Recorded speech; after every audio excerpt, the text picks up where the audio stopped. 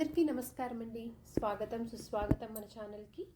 ఈరోజు వీడియోలో దసరా దేవి నవరాత్రులలో 5వ రోజు అమ్మవారిని ఏ విధంగా అలంకరించాలి, ఏ రంగు చీరను ఆమెకి ధరింపచేయాలి, ఏ నైవేద్యం సమర్పించాలి, ఏ నామాలతోటి ఏ పువ్వులతోటి అర్చించాలి, ఏ మంత్రాలను ఏ శ్లోకాలను పఠించాలి, అమ్మవారికి పూజ ఏ సమయంలో చేసుకోవాలి, అలాగే ఈ రోజున అమ్మవారిని పూజించడం వలన కలిగేటువంటి ఫలితం ఏమిటి, ఏమి దానం చేయాలి, ఏమి నిషిద్ధం చేయాలి, అలాగే మహాలక్ష్మీదేవి యొక్క మహత్వం గురించి తెలియచేసేటువంటి కథ గురించి కూడా ఇప్పుడు ఈ వీడియోలో తెలుసుకుందాము. వీడియోని స్కిప్ చేయకుండా చూడడానికి ప్రయత్నం చేయండి. అప్పుడే మీకు పూర్తి సమాచారం అనేది మీకు క్లియర్గా అర్థమవుతుంది. 2025 సంవత్సరంలో దేవి శరన్నవరాత్రులో 5వ రోజు ఆశ్వయుజ శుద్ధ చవితి, తదుపరి పంచమి. సెప్టెంబర్ 26 శుక్రవారం రోజున విజయవాడలో కొలువు తీరి ఉన్నటువంటి అమ్మవారు భక్తులకు ఈ రోజున శ్రీ మహాలక్ష్మీదేవిగా దర్శనమిస్తారు.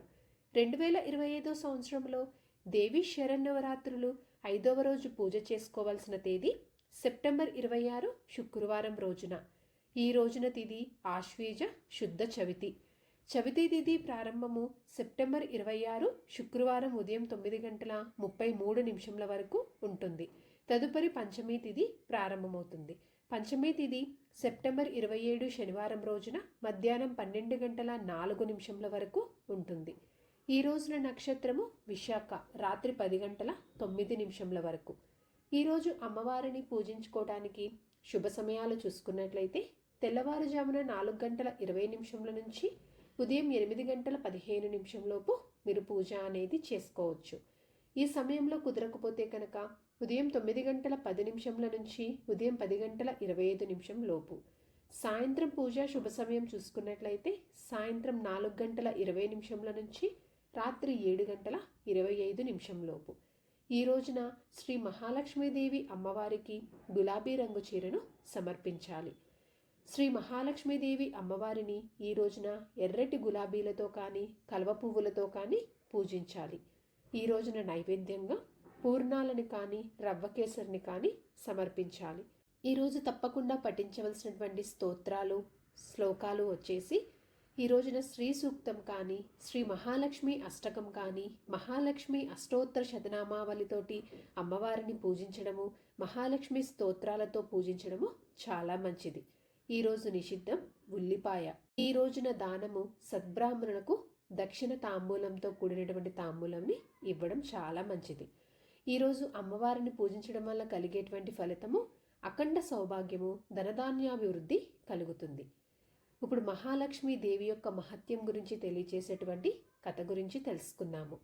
ఒకప్పుడు దేవతలు మరియు అసురుల మధ్య భయంకర యుద్ధం జరిగింది. దేవతలు బలహీనపడిపోయి భగవంతుడి సహాయం కోరారు. విష్ణుమూర్తి ఆదేశంతో సముద్ర మదనం జరిగింది. ఆ మదనంలో అనేక అమూల్య వస్తువులు బయటకు వచ్చాయి. చివరిగా కాంతిమయమైన రూపంలో మహాలక్ష్మీదేవి సముద్ర గర్భం నుంచి అవతరించారు. ఆమె ప్రత్యక్షమయ్యి తక్షణమే లోకమంతా ప్రకాశవంతమైంది. దేవతలు, ఋషులు, గంధర్వులు, యక్షులు అందరూ ఆమెని స్తుతించారు. మహాలక్ష్మి విష్ణుమూర్తి పక్కన స్థిరంగా నివాసం పొందారు. నవరాత్రుల్లో లక్ష్మీదేవిని పూజించడం ద్వారా మన ఇంటికి ధనం, ధాన్యం, సిరి సంపద, శాంతి లభిస్తాయని పురాణాలు చెప్తున్నాయి. దీని గురించి ఒక కథ కూడా మన పురాణాల్లో ఉంది. ఇప్పుడు తెలుసుకుందాము. ఒకప్పుడు ఒక గ్రామంలో ఒక సద్గృహస్థుడు ఉండేవాడు. అతడు చాలా మంచి మనస్కుడు. దుర్గాదేవికి భక్తితో పూజ చేసేవాడు. అయితే అతని ఇంట్లో ఎల్లప్పుడూ పేదరికమే ఉండేది. ఒకరోజు అతని భార్య నవరాత్రి వ్రతం భక్తితో ఆచరించింది. మహాలక్ష్మి కథ విని అర్చన చేసి దీపారాధన చేసింది.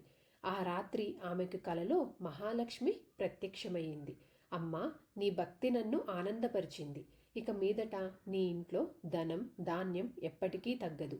మీరు ప్రతి నవరాత్రి భక్తితో పూజ చేస్తే మీ కుటుంబం ఐశ్వర్యంతో సుఖ సంతోషాలతో ఉండుతుంది అని ఆశీర్వదించింది. ఆ రోజు నుంచి వారి ఇల్లు పేదరికం వదిలి ధనం, ఆహారం, సిరి సంపదలతో నిండిపోయింది. వారు ఇతరులకు సహాయం చేసే స్థితికి చేరుకున్నారు. అందువల్ల నవరాత్రి రోజుల్లో మహాలక్ష్మిని భక్తితో పూజించి ఆమె కథను వినడం వలన ధన సంపదలు పెరుగుతాయి, కుటుంబంలో శాంతి నిలుస్తుంది అని నమ్మకము. సో ఇదండి ఈరోజు వీడియో. ఇంకొక మంచి వీడియోతోటి, ఇంకొక యూస్ఫుల్ వీడియోతోటి మిమ్మల్ని మళ్ళీ కలుస్తాను. అంతవరకు సెలవు మరి. ధన్యవాదములు. సర్వేజన సుఖినో భవంతు. జై శ్రీమన్నారాయణ.